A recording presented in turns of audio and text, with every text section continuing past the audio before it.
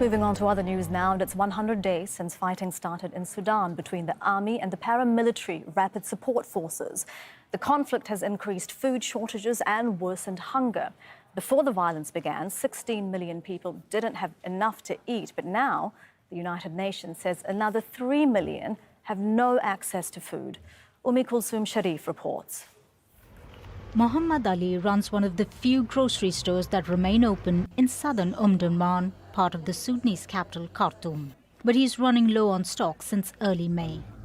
The area has seen some of the fiercest fighting in recent weeks, cutting off supply lines. Basic necessities are scarce. Flour, milk, beans, oil and drinks. Stocks are dwindling and the prices are constantly rising with no sign of stopping. Items are already expensive and the cost of transporting them is also high.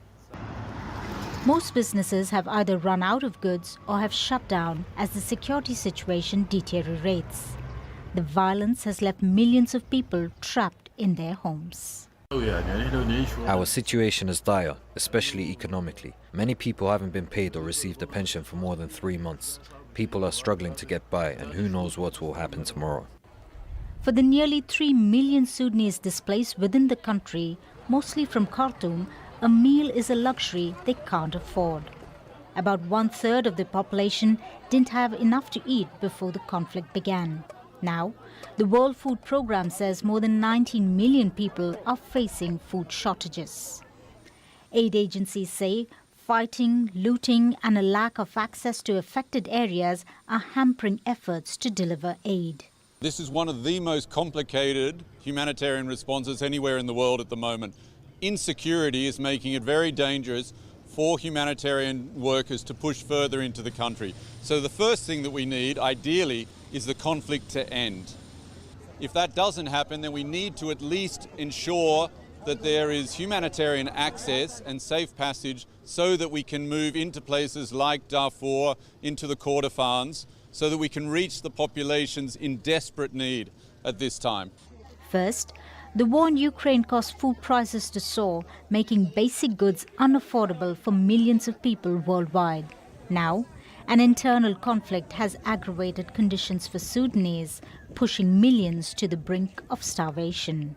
Kulsum Sharif, Al Jazeera. And our correspondent Mohammed Val is joining us live from Port Sudan. Mohammed, no signs of the conflict abating despite numerous rounds of talks. That's right, Emily, and that's the main problem here for the civilians, that there is no light at the end of the tunnel for most of them. They have seen negotiations here and there in foreign capitals, regional powers trying to intervene and so on, but they haven't seen a genuine will on the part of the warring parties to end this conflict anytime soon. There is this zero-sum game being adopted by the two sides, each one of them thinking that they can definitively crush the other side and finish them. And for the civilians, they're not concerned by this. It's not their business. They want their life to get better. They want relief. And one of the main issues in Sudan here for civilians is children. The situation of children in Sudan is of utmost concern to many organizations here. And I'm here with our guest today is Ted Shayban. He's Deputy Executive Director of UNICEF. Ted Shayban, thank you very much for being with Al Jazeera. We would like to ask you about this press release that came overnight by UNICEF. Lots of very concerning information there. Tell us about it. We're here on the 100th day of a conflict that has visited unprecedented harm and pain to Sudanese children and their families. 24 million Sudanese are in need of humanitarian assistance. That's 13 million children, 1 in every 2 children in Sudan. Since the conflict started, reported cases that are verified have indicated that we've had 437 children that have been killed, over 2,000 children that have been injured. That's a child every hour that has either been killed or injured. And that's what's been reported. The actual cases are much, much higher.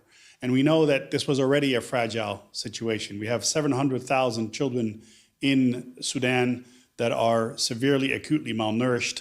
If you do not get assistance to a child who is severely, acutely malnourished, that child is at high risk of mortality. UNICEF and partners are on the ground. We're making a difference. We've been able to reach 3 million children with health supplies, including support to responding to acute malnutrition, but much more needs to be done. Tell us about the challenges you have in trying to reach those children and bringing aid to them. So firstly is the issue of access.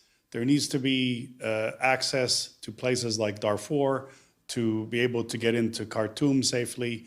And part of the work that we have done over the last 2 days is to build on what the UN country team has done in country and enter into further discussions with the authorities on the ground so that bureaucratic impediment to access visas, travel permit, stay permits are simplified for us to be able to get into the areas where the children are most at need. We, of course, are providing the support already, but we need simplified procedures to be able to do this even more easily and more regularly. Secondly is financing. The UNICEF appeal currently is only 9% funded. We're asking for $840 million, and we're only 9% funded. Without resources, we cannot do our job. With regards to your dealings with warring parties in this conflict, you're trying to reach people. We know that a large number of the population are within the areas under the control of rapid support forces, and the others are within the areas of the control of the government. Are you talking to both sides? Are they giving you access to the areas where you can reach children, bring aid to them? On behalf of children, on behalf of humanitarian assistance, we will speak to all parties concerned. As we speak now, today, as we sit here, there is a convoy planned from Chad into Jenaina, the capital of West Darfur. It's a cross-border convoy. And in order to be able to secure that convoy, we have made and had negotiations with the Sudanese Armed Forces, with the Rapid Support Forces, as well as with the local Wali. We are speaking to all in order to get sustained access to children. Thank you very much, Ted Shaiban, Deputy Executive Director of UNICEF. And by that, you can have a clear picture about the tragedy in Sudan, particularly with regards to children and the inability for NGOs to reach them with aid, something of deep concern here to millions of Sudanese families in particular. Mohammed, thank you very much for that. That is Mohammed Val joining us live from Port Sudan. Thank you. There are plenty more ahead on the NewsHour, including Russia accuses Ukraine of carrying out a drone attack.